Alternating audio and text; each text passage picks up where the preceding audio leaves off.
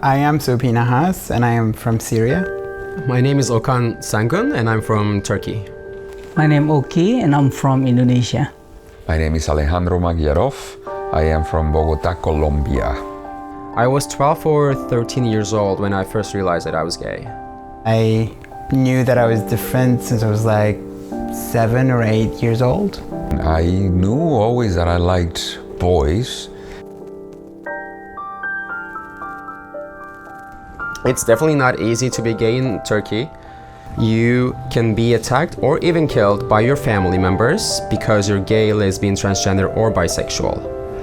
So I learned from a really young age that my father had something against them, and he once said these people should be like really lined up and shot, all of them. My dad has this tradition. He will clean up the guns.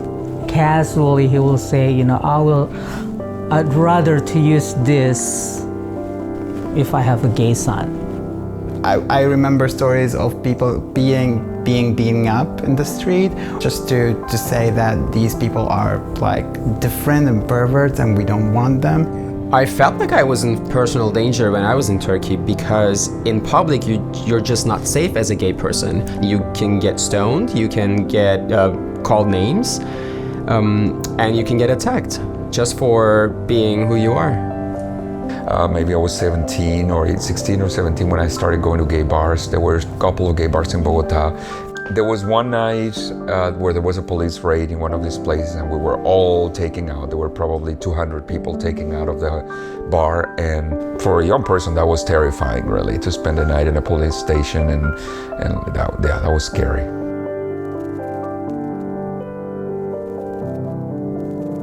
I could not go out in the street because mostly they're gunmen and there's no law, so they can do whatever they want. They can rape me, they can torture me, they can arrest me just because I'm walking to them, I'm walking like a girl. I have a good life back in Indonesia, and I have to leave all of that and start from zero here in the US.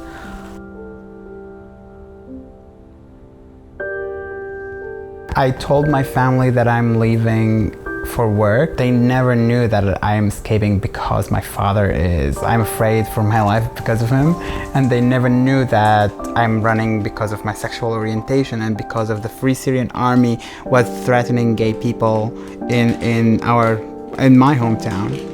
That's how I got involved in practicing LGBT law, and since I was also personally involved in this issue, that it made me even more passionate about staying in the United States and working on this issue.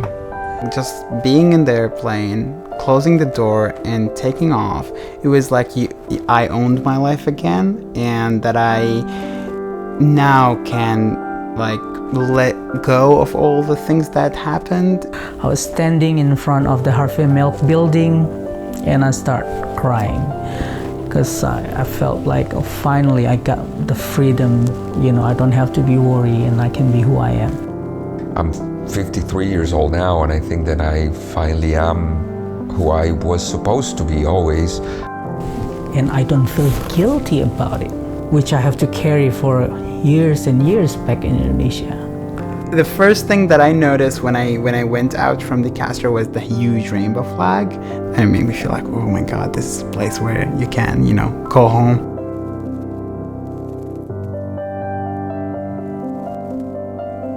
The LGBT Asylum Project is the only Bay Area organization that provides full pro bono services for LGBT asylum seekers.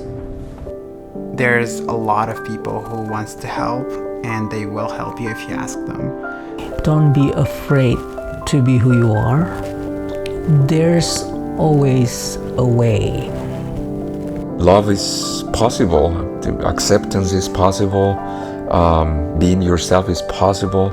I would tell them that they're not alone. There's a lot of people who want to help. There's a lot of people who will be there when they need them. And they should never lose hope.